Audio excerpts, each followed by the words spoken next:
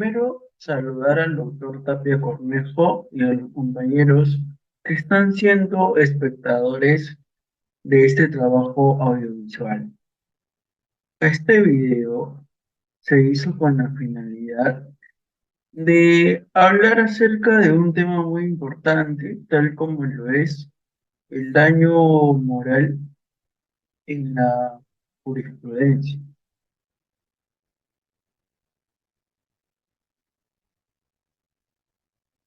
Bien, nuestro grupo está conformado por quien les habla, José Carlos Azúcar Quispe y Guillén Carguajulca Lleran.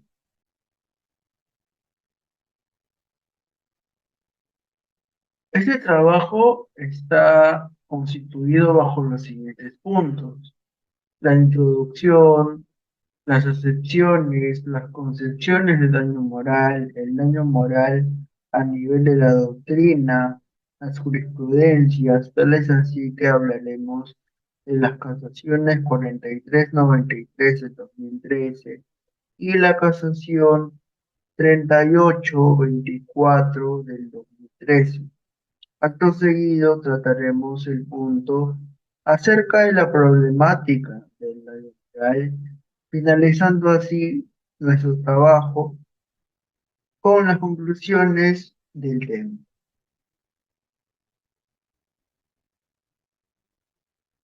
El daño moral, según la Real Academia Española, está representado por el impacto o sufrimiento psíquico o espiritual que en la persona pueden desencadenar ciertas conductas, actividades o hasta incluso conllevar a resultados que implicarían una agresión directa hacia los bienes materiales o bienes extrapatrimoniales de la persona que ha causado este daño moral.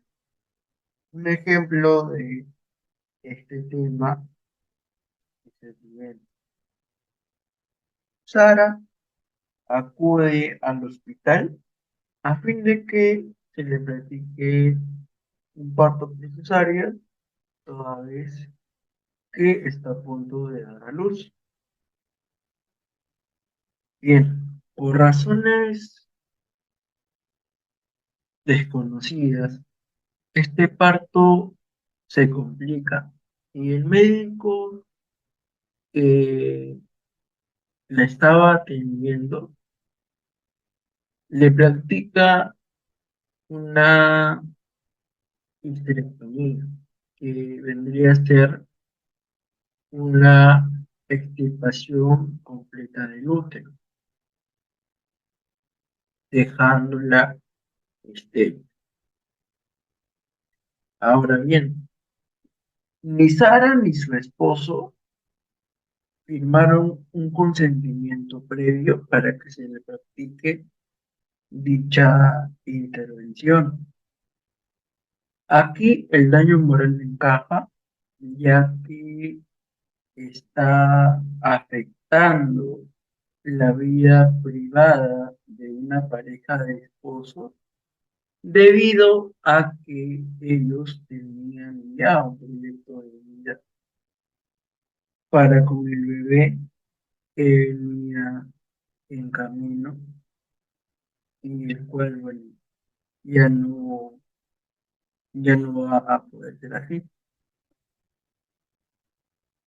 El daño moral posee algunas acepciones.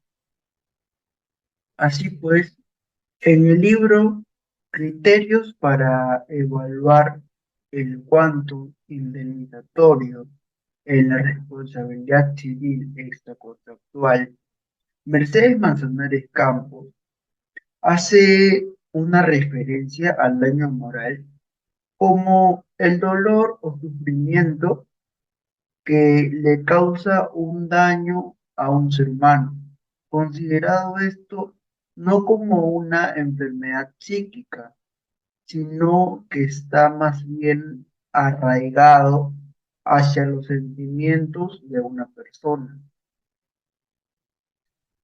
Por su parte, Carlos Roger en su libro dedicado a la responsabilidad civil, manifiesta que el daño moral es un perjuicio injusto, relevante, persistente y extrapatrimonial que una persona experimente un cambio en su estado de ánimo a consecuencia de una omisión o intromisión ilegítima de otra persona, que luego va a ser quien responda por este daño causado. Respecto a las concepciones del daño moral, en esta exposición vamos a presentar dos. El daño moral como precio doloris o precio del dolor. Aquí el daño moral se conceptualiza como el dolor o sufrimiento físico y psíquico que provoca el incautado. Desde esta perspectiva, el ilícito consumado desencadena en el afectado un estado emocional de sufrimiento condicionado por las características del hecho y la sensibilidad de quien lo experimenta, la cual va a determinar la necesidad de brindarle una reparación al daño causado. Y tenemos también que el daño moral solo puede ser sufrido por la persona humana. Aquí el daño moral implica una lesión a los sentimientos más íntimos de una persona, pues se trata de un menoscabo a aquella esfera espiritual que poseen solo los seres humanos. Esta afirmación nos conlleva a una suerte de debate, ya que se está excluyendo del daño moral a las personas ficticias o las ya conocidas personas jurídicas, que como bien conocemos, carecen de sentimientos o de valores extrapatrimoniales. Esto, pues, de alguna manera nos hace pensar que si se produce el daño moral en una persona jurídica o ficticia, no podría ser reparado como tal, debido a que estaría más bien implicando a un atentado de un bien patrimonial o material. El daño moral a través de la doctrina es un tema en el cual las discusiones a nivel doctrinario empiezan desde la propia definición de este concepto y siguen hasta de qué manera debe cuantificarse el daño moral, encontrándonos con distintas posiciones sobre esta materia que inclusive llegan a soluciones un tanto contradictorias. A nivel jurisprudencial, en el Perú han sido escasos los avances para dar una solución a este problema. Se han adoptado también criterios que permiten al justiciable establecer con certeza cuándo realmente se estaría encontrando ante un daño moral o ante un daño a la persona. Fernández de Sarego, en su artículo El daño al proyecto de vida, diferencia el daño moral y el daño a la persona, indicando que el daño moral no es otra cosa que una modalidad del daño a la persona, toda vez que el daño a la persona tiene alcance mucho más amplio y profundo que un sentimiento, un dolor, un sentimiento. Caso contrario, el daño a la persona, para este autor, significa el agravio, lesión a un derecho, a un bien o a un interés de la persona. En cuanto a la labor judicial, poco se hizo en el Perú durante más de 30 años de vigencia de nuestro Código Civil para optar o proponer una solución respecto a la definición del daño moral. Los criterios judiciales han sido variados y muchas veces contradictorios, generando una incertidumbre entre los justiciables, puesto que para algunos magistrados o autores el daño moral es considerado como la especie y el daño a la persona es considerado como el género, mientras que para otros consideran ambos conceptos de una forma equivalente o como si se tratara de un mismo daño.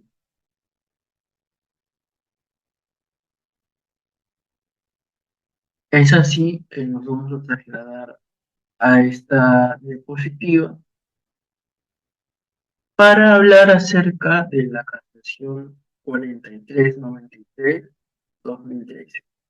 en la que el señor Pete Urdanilla interpone demanda de indemnización por daño moral en contra del Ministerio Público de la ciudad de Huánuco, debido a que se le destituyó de su cargo de fiscal provincial de la ciudad antes mencionada, causándole agravio en su honor y en su círculo familiar y social. En lo que respecta a la jurisprudencia, esta casación es un tanto explicativa al momento de definir el caso, al manifestar que este tipo de daño es considerado como el sufrimiento o el dolor experimentado por una persona. Esto es visto como un daño psíquico que solo afecta a los sentimientos de una persona. Ahora bien, de manera evidente, se puede afirmar que el despido inconstitucional en materia de la casación citada en este momento lesiona el honor y la buena reputación del trabajador e implica el deterioro de su imagen ante sus familiares, amigos y la sociedad en general, ya que en cuanto al derecho al honor y a la buena reputación, se protege la valoración personal o autoestima de la persona afectada. Así también se le afecta en su condición y prestigio como el juicio valorativo, apreciación o percepción social que se tiene de la conducta o cualidades personales, profesionales o morales de una persona determinada. Ahora daré a conocer un dato muy importante respecto al tema del daño moral. Se trata de la mitigación de daños relacionado al derecho comparado. En esta oportunidad haré una comparación acerca del derecho peruano con el derecho argentino. Bien, la mitigación de daños está recogido tanto en el Código Civil peruano de 1984 como en el Código Civil y Comercial argentino del año 2014. Sin embargo, mientras que en el primer caso, me refiero al caso peruano, en el artículo 1327 la formulación de la regla se hace en términos similares a la regulación que la mitigación de daños recibe en los países pertenecientes al Civil Law.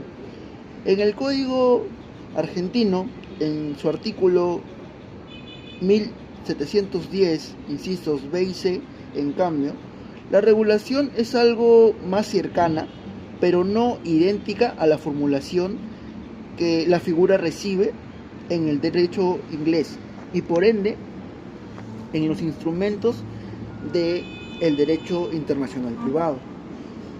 El artículo 1327 del Código Civil peruano está inspirado en el artículo 1227 del Código Civil italiano de 1942, pero a diferencia de este, que recoge en un solo dispositivo la figura de la concurrencia de culpas o causas junto con el deber de evitar el daño a cargo del acreedor, el legislador peruano prefirió más bien separar ambas figuras y dedicar estos artículos a cada una de ellas. Asimismo, el artículo 1327 va un poco más allá que su antecedente italiano, pues si bien prescribe la exclusión del resarcimiento de aquellos daños que el acreedor pudo evitar usando la diligencia ordinaria, deja a salvo además la posibilidad de que las partes establezcan un pacto en contrario, convirtiendo de este modo a la regla de evitar o mitigar los daños en una norma de carácter positivo. La norma peruana es simple y en consecuencia no se pronuncia expresamente sobre la indemnización en cuanto respecta al acreedor de los gastos que tuvo que efectuar para evitar los daños. Tampoco se pronuncia sobre la procedencia o no de la indemnización en el supuesto específico en el que las medidas mitigadoras adoptadas por el acreedor resultaron infructuosas a pesar de haber actuado diligentemente. Corresponderá entonces al juzgador valorar las circunstancias del caso concreto para ordenar la indemnización, evitando en todo momento un enriquecimiento indebido del deudor a expensas de la acción mitigadora de su acreedor, para lo cual deberá valerse de lo establecido en el artículo 1954 del Código Civil peruano. Por su parte, en Argentina, en el Código Civil que este país tiene, el legislador se ha pronunciado inequívocamente acerca de las funciones del derecho de daños en general y se ha establecido que ellas son exclusivamente las funciones de prevención y reparación. En ese sentido, el Código Civil argentino recoge la mitigación de los daños como un supuesto específico del deber general de prevención del daño y en consecuencia como límite aplicable de toda clase de responsabilidad, tanto contractual como extracontractual. Y en efecto, luego de establecer que toda persona tiene el deber, en cuanto dependa de ella, de evitar causar un daño no justificado, establece que en los incisos siguientes el deber general de adoptar de buena fe y conforme a las circunstancias las medidas razonables para evitar que el daño se produzca o para disminuir su magnitud, así como el deber de no agravar el daño si éste ya se produjo, Además, en el inciso B se agrega que si las medidas adoptadas lograron evitar o disminuir la producción del daño o su magnitud, la persona que adoptó las medidas tiene derecho a exigir que el responsable del daño le indemnice dichos gastos conforme a las reglas del enriquecimiento sin causa. Esta última referencia al enriquecimiento sin causa nos permite considerar que, al igual que en el caso peruano, la indemnización de los gastos procede aún cuando las medidas mitigadoras no hayan alcanzado el resultado esperado. Bueno, doctor, eso sería todo por mi parte. Ahora le doy pase a mi compañero Jeremy para que siga con la exposición. Muchas gracias. Buenas noches, doctor. Buenas noches, compañeros. Yo continuaré con parte de la exposición, ¿no? Bueno, continuaré con la problemática del daño moral.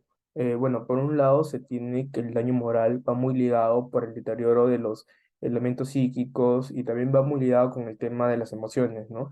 Y que este agravio tiene mucha relación con la dignidad, con la honorabilidad de las personas, así como su integridad de las personas, ¿no? El daño moral afecta mucho a nuestra salud mental, emocional, psíquica, y es por ello que cuando hay un tipo de daño, este daño moral, esto tiene que ser probada, ¿no? Como lo mencioné hace un momento, hay distintas formas de cometer el daño moral, ¿no? Ahora continuaremos con una casación. Bueno, veremos la casación número 3824 del año 2013 de ICA, ¿no? Bueno, de cierta forma elegí esta casación porque me llama la atención, ya que aquí se puede ver que el pago de la reparación civil en sede penal no impide indemnización por daño moral en la vía civil, ¿no? Ahora, en materia del recurso, bueno, aquí se tiene que el recurso de casación fue interpuesto por la señora Fátima Hanampa Misajael el 9 de agosto del año 2013, ¿no? Contra la sentencia dictada por la primera sala civil de la Corte Superior de Justicia de Lima el 12 de julio del año 2013, ¿no? Que revoca la sentencia apelada contenida con la resolución número 11 que se declaró fundada en parte y demandó, perdón, y demanda, esto demandó a que los demandados paguen en forma solidaria la cantidad de 40.000 nuevos soles, ¿no? Y reformando la recurrida, que se declara improcedente en todos sus extremos, ¿no? Bueno, ahora continuaremos con los fundamentos del recurso. Bueno, aquí en fundamentos del recurso, para darle introducción, esto se declaró procedente el recurso de casación por la causal de infracción procesal en el artículo 139, inciso 3 de la Constitución Política del Perú, ¿no?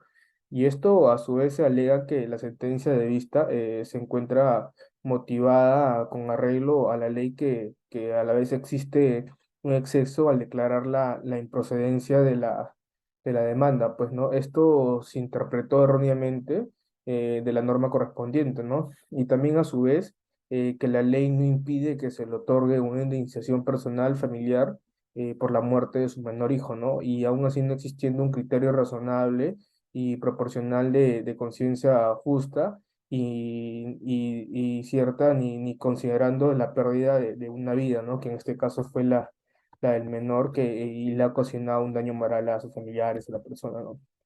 Por otro lado, se sostiene que el juez, al admitir la pretensión de la demandada, ha realizado un examen minucioso de la acción, ¿no? Y de igual forma lo ha hecho la parte demandada al contestar la misma, ¿no? Esto es lo que ha determinado que hay una existencia de capacidad procesal de las partes, ¿no? La competencia del juez y los requisitos de la demanda, la razón por la cual se admite el trámite administrativo de justicia, se ha emitido la sentencia declarando fundado. O sea, se refiere que la recurrida esta ha revocado dicha sentencia sin advertir cuáles han sido los requisitos incumplidos que determina la improcedencia de la misma, ¿no? Y por aplicación indebida, a su vez, también del artículo 2001, inciso 1 del Código Civil, que esto indica que la demanda es de indemnización por daño moral y no por homicidio culposo, ¿no? Que esta ha sido la materia de la sentencia penal, que por la muerte de su único hijo, habiéndose interpuesto la presente demanda por el grave daño personal, familiar, ¿no? En lo cual no ha sabido valorar la sala superior. Continuamos con los considerandos, ¿no? Bueno, aquí en los considerandos se tiene que a, que a efectos de determinar si en el caso concreto se ha incurrido en una infracción normativa procesal en los términos propuestos, es realizar la precisión, queremos realizar la precisión en lo siguiente, ¿no? Que la lectura de la demanda interpuesta por Fátima Janampa el día 23 de mayo del 2011 es de verse que la recurrente solicita primero que se le otorgue una indemnización por daños y perjuicios, ¿no? Por responsabilidad extracontractual. Esta que fue derivada del accidente de tránsito, la cual no causó el fallecimiento y por atropello de su menor hijo, ¿no? La cual ha sido en contra del señor Ángel Étar Espinosa Sarmiento y de la empresa municipal de agua potable y alcantarillado, de ICA. Eh, bueno, esto ha sido por homicidio culposo a efectos que también se le ordena a los demandados paguen la suma de 200.009 soles, ¿no? Más los intereses que esto ha ocasionado, ¿no? Y a la vez se sostiene que lo actuado en el expediente número 0299 del año 2009, tramitado inicialmente en el cuarto juzgado penal de la Corte Superior de Justicia, y después fue trasladado al segundo juzgado penal liquidador de la Corte Superior de Justicia de Lima. Acredita, perdón, incuestionablemente que su hijo Luis Fernando Migna Janampa, el menor, fue víctima con fecha 21 de octubre del 2009 de un homicidio culposo, ¿no? A consecuencia de un accidente de tránsito. eh, en la calle Pisco y Ayacucho, ¿no? Esto se cometió por una cisterna de nombre Isuzu. A su vez, esta cisterna fue acoplado como un remolque y también con un dispositivo hidrojet, ¿no? Por parte de la empresa que es de la municipalidad de Ica y de agua potable y alcantarillado. Este vehículo fue conducido por el demandado en el sentido contrario, ¿no? Y también, a su vez, después del atropello, estaba incurriendo en una grave infracción del reglamento de tránsito, que es, pues, no manejar en sentido contrario en esa vía. A su vez, el demandante señala que la demandante, perdón, señala que su hijo Luis Fernando fue víctima de un atropello por el mencionado vehículo y encontrándose aún con vida, este fue trasladado en una mototaxi que es de la zona a un hospital, ¿no? El cual al llegar fue atendido por un doctor, el cual diagnosticó un politraumatismo severo, ¿no? Y también a su vez sin desplazamiento. Es decir, que llega al hospital sin signos de vida y por ello que fue trasladado después a la morgue para los exámenes de necropsia y los demás exámenes pertinentes que se lleva a cabo, ¿no? En la investigación policial indica que se llegó a establecer que el remolque acoplado a la cisterna no contaba con ningún tipo de autorización para circular, ¿no? Y ni con un dispositivo de señalización, ¿no? Lo cual pone en evidencia que el demandado, que en este caso el chofer, sabía perfectamente que la cisterna que manejaba no contaba con autorización y además también de haber incurrido en la imprudencia de transitar en sentido contrario, ¿no? En un lugar que no puede y que necesariamente tenía que observar el reglamento de tránsito, que es no conducir con el tráfico. Y también se afirma que como consecuencia de la falta grave cometida, se ha llegado a establecer la responsabilidad por imprudencia, ¿no? Del chofer y del chofer demandado. El día 17 de junio del 2017, este chofer fue condenado por una pena privativa de la libertad de 4 años y 3 meses, ¿no? Y el pago de 15.000 soles por concepto de reparación civil en forma solidaria. La pena fue suspendida por 3 años y no se formuló ningún tipo de apelación de la sentencia, ¿no? Ello se obedeció que la recurrente, y bueno, ella dice que la recurrente desconocía completamente por sus pocos estudios, ¿no? Que no tenía en el trámite del proceso. ¿No? Y también agrega que la madre agrega que al quitarle la vida a su hijo, con quien tenía 11 años de edad, se le había privado de su niñez, de su adolescencia, de su juventud y de su éxito profesional, ¿no? y las demás etapas, ¿no? que conlleva a las personas, ¿no? Del desarrollo. Eh, También a su vez argumenta que su hijo era un estudiante brillante, ¿no? Que ocupaba uno de los primeros puestos dentro de su colegio y es por ello que había ocasionado un grave daño moral, ¿no? Tanto social y familiar, ¿no? Y que ha causado también, se sienten ofendidos por la suma de 15.000 nuevos soles, ¿no? Y consideran que dicho monto es injusto, ¿no? Por otro lado, se tiene que la empresa de municipal de agua potable y alcantarillado contesta la demanda el 17 de junio del 2010. Este, contesta la demanda que le habían solicitado la pena privativa de 4 años con prisión condicional y también se le había interpuesto, pues, no reglas de conducta. Entre ellas, como mencioné, pagar la suma de 15.000 nuevos soles por concepto de reparación civil. Esta afirma que, vista el requerimiento efectuado para que cumpla con cancelar el mucho monto de la reparación civil fijada a favor del demandante, eh, este chofer suscribió un compromiso, ¿no? con la empresa y canceló en conjunto el tema de la reparación civil que se le había puesto, ¿no? Que era de 15.000 soles, ¿no? Y también agrega que la responsabilidad extracontractual no es discutible en el campo civil, ¿no? Toda vez que el demandante ya cobró la integridad del monto fijado por concepto de reparación civil a favor de ellos, ¿no? Del agraviado. Asimismo, el obrante afoja 130, que es el demandado, perdón, el condenado, contesta señalando que él ha cumplido con cancelar la reparación civil, los 15.000 soles que se le había puesto como forma solidaria, ¿no? Con la propietaria del vehículo, ¿no? Y, y también argumenta que la otra parte ha cobrado de manera entera la satisfacción, ¿no? Todos los 15.000 soles. Y precisa que dicha parte se mostró estando presente en el acto público de la sentencia y se sentían conformes con lo que había dicho el juzgado penal, ¿no?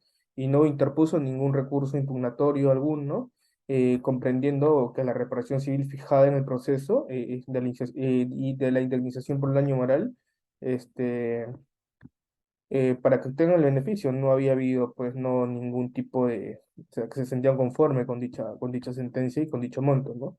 Y bajo ese pretexto, la suma fijada, resulta que perdón, que la relación al valor de la vida y de las instituciones se fijan acorde al criterio de la sana crítica de proporcionalidad, ¿no? Como se hizo la sentencia recaída por el proceso penal. Por otro lado, en conclusiones, perdón, eh, por otro lado se tiene que se declaró fundado el recurso de casación interpuesto por la señora Fátima Janampa, la cual se casó con la sentencia obrante a foja 200, que es la primera sala civil de la Superior de la Sala Civil de la Corte Superior de Justicia. Ordenaron también que se emita una nueva resolución sobre el fondo de la controversia. Esto fue por la ponencia de la señora Valcárcel Saldaña, que es la jueza suprema, ¿no? Bueno, ahora llegamos a las conclusiones y en conclusiones se tiene que el daño moral tiene que ser probado necesariamente, tiene que ser probado necesariamente. No solamente se trata de decirlo, sino también hay que argumentar, ¿no? Ya sea con algún informe médico o alguna otra prueba que certifique que la persona ha sido dañada. A su vez, el daño moral va muy ligado a las emociones de las personas, ¿no? Y es un tema concurrente en nuestro día a día, ¿no? Pero que a veces muchas de las personas lo dejamos pasar o minimizamos, ¿no? Bueno, eso sería todo por parte nuestra. Muchas gracias.